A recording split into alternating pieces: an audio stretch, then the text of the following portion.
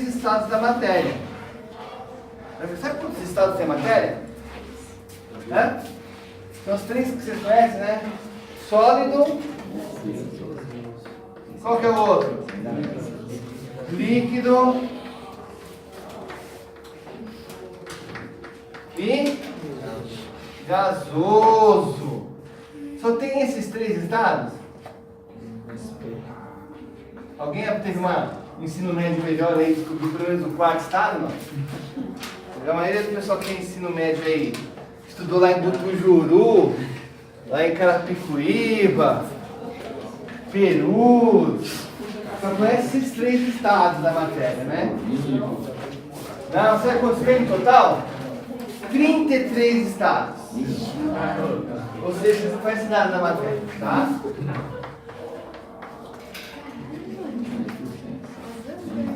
Uma escola melhorzinha ensinaram o quarto estado. Uma escola melhorzinha.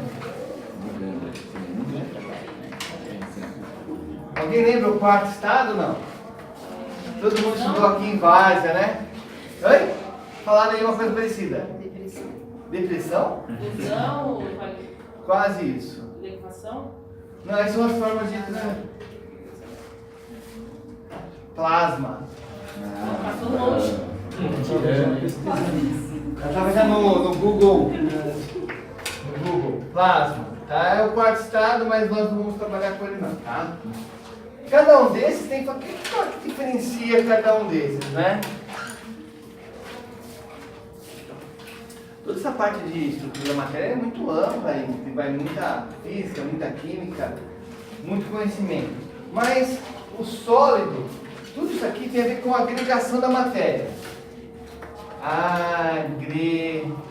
Agregação molecular.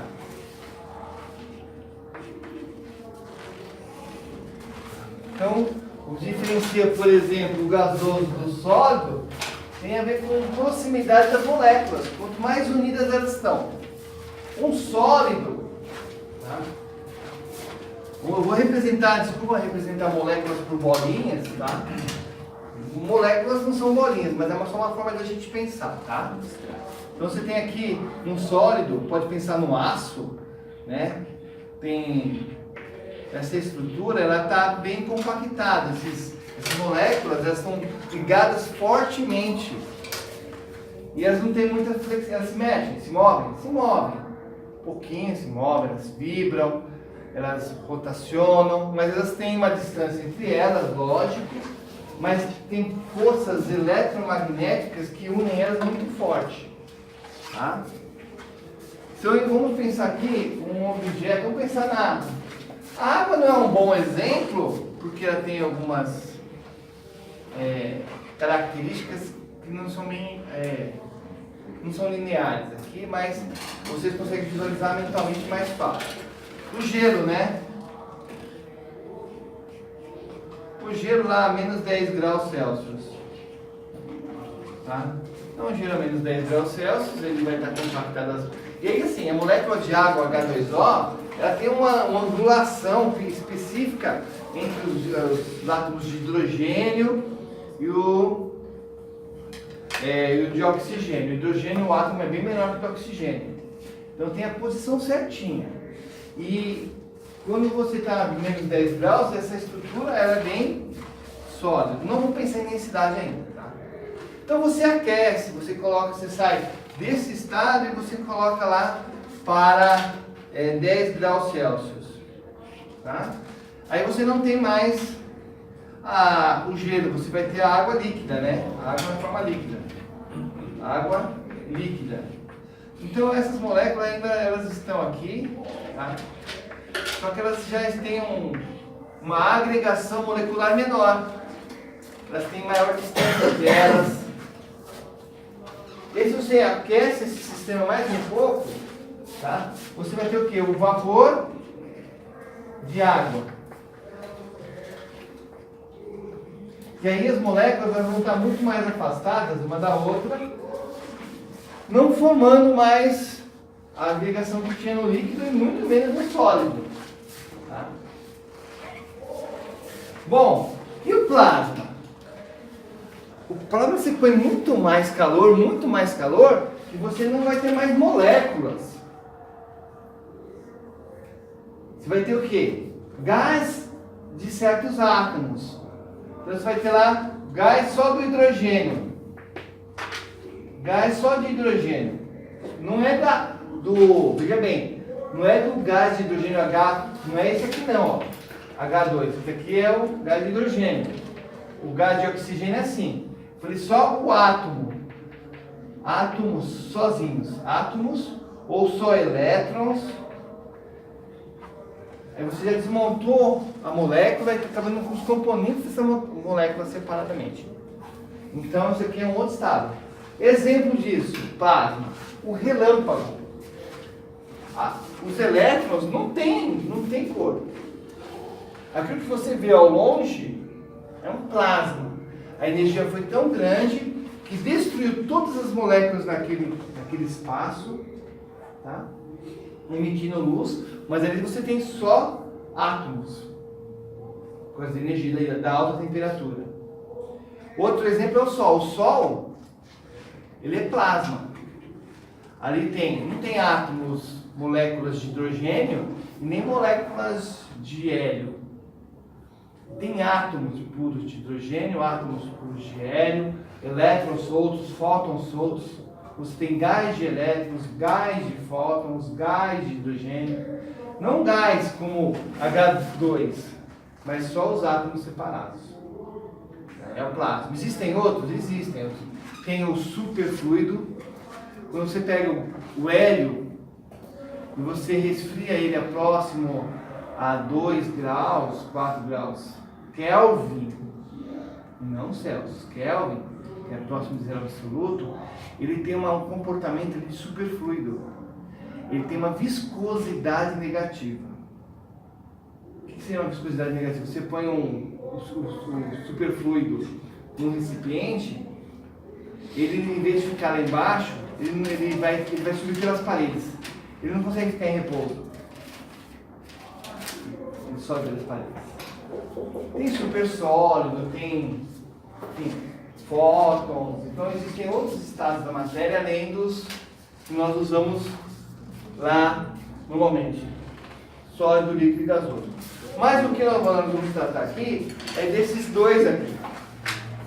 Dos fluidos. Esses dois aqui são os fluidos que nós vamos tratar, tá bom? São os nossos fluidos. Toda a matéria, nós vamos entender o que são materiais compressíveis e incompressíveis. Toda a matéria ela é compressível, até o sólido ela é compressível. Mas de forma macroscópica, podemos falar que o líquido ele é incompressível e os gases são compressíveis. Como é que eu posso ver isso? Na injeção, depois que você usou lá, tem injeção vazia, sem agulha. Aí você coloca lá, você abre e coloca o dedo na ponta e você aperta, só com gás, só com ar.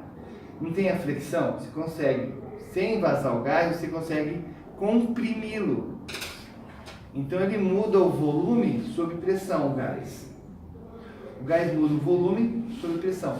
Já a água, se você pega a seringa vazia sem agulha e põe na ponta e você apertar, você não consegue comprimir ela. O óleo, você não consegue comprimir ele.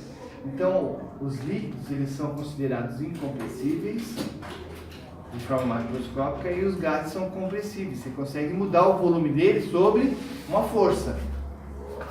Tá bom?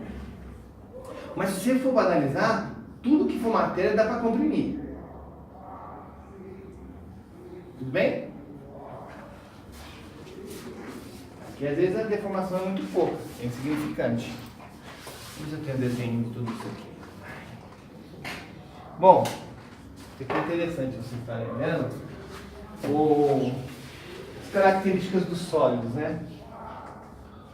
Vocês viram lá no ensino fundamental, médio, que o sólido tem o quê? Uma das características, o formato próprio. Já o líquido e o gasoso e o gás, eles não têm forma própria. Eles ocupam o quê? A forma do recipiente. Então o gás também ocupa todo o espaço do recipiente e o líquido não, ele ocupa a parte de baixo devido à gravidade, ele tem uma parte chamada superfície líquida. É uma forma de você diferenciar. Apesar que quando você trabalha com partículas, não com corpo extenso, muitas vezes o sólido tem comportamento de líquido. Caminhão de areia. Areia não é sólido? Areia é sólido. Entretanto, múltiplas partículas de sólido têm comportamento do quê? De fluidos. Você tem um caminhão, o que acontece? No caminhão é a mesma coisa, você vai ter um monte de areia, uma superfície livre, e o pior de tudo, o areia, mesmo sendo sólido, escoa. Quando o caminhão não levanta a caçamba, ele não vai escoar. Então tem fenômenos que envolvem os fluidos que podem ser comparados com os sólidos.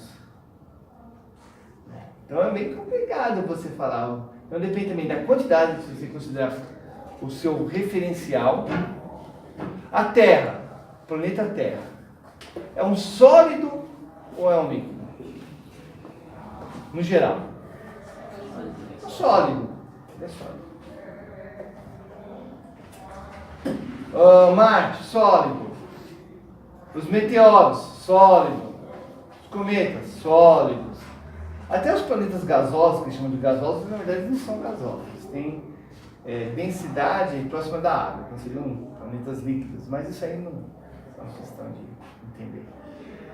Se você pegar todas essas cotas que tem no sistema solar, pegar os outros sistemas solares que estão próximos do nosso, se pegar toda a nossa galáxia e olhar a quantidade que tem de longe a nossa galáxia, a quantidade de estrelas e de planetas é tão grande, que tem um comportamento de como se fosse o quê? Areia, como se fosse um fluido. Então o movimento que a galáxia faz é um movimento de um fluido, igual que você puxa. Você enche lá o tanque de água e você puxa, aquela rotação que tem da água para cair dentro do ralo é a mesma da galáxia. Por quê? A água é fluida, só que a galáxia, como trabalha com muitas e muitas partículas, tem um comportamento do quê? De um fluido. Mas é um fluido? Não. Então a matemática é igual. Então se você for estudar astrofísica, você vai usar equações de Navier-Stokes igual no fenômeno de transporte, que são as equações do movimento dos fluidos. Ou do calor. O calor também, você pode entender o calor como se fosse um fluido. Só que é um fluido térmico. Por isso que as equações são parecidas.